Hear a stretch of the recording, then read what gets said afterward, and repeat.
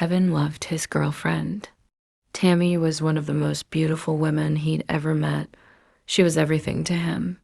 He loved spoiling her. Whatever her heart desired, she got it. Spa days, new outfits, fancy dinners. He didn't care about the cost. That evening, he picked her up from a new salon everyone online was raving about. When she stepped out, heads turned. Her skin seemed to glow, her hair shimmered, and her lashes long, impossibly long curled like silk ribbons framing her perfect eyes. Kevin smiled.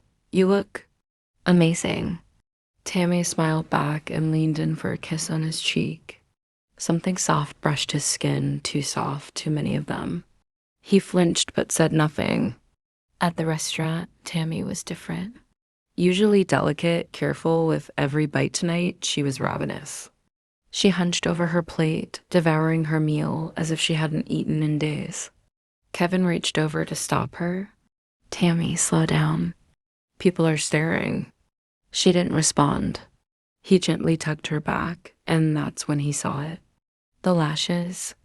They were moving, writhing like black worms, twitching toward her plate.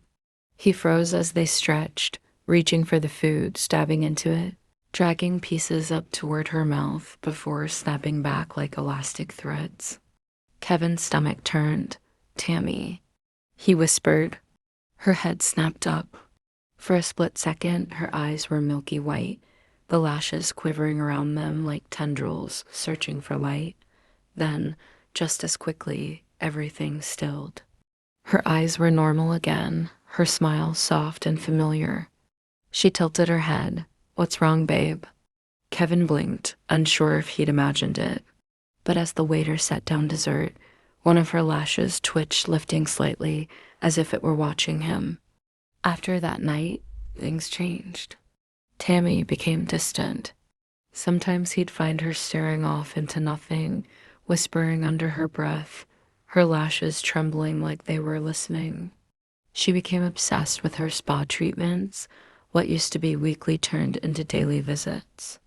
She'd come home radiant, otherworldly, but the effect never seemed to last. Kevin couldn't afford to keep up with it. "Tammy, we need to take a break from this place," he told her. She only smiled. "They said I need to feed them." He didn't ask who they were. The next night, Kevin woke to the sound of the back door creaking open. He stepped outside and froze.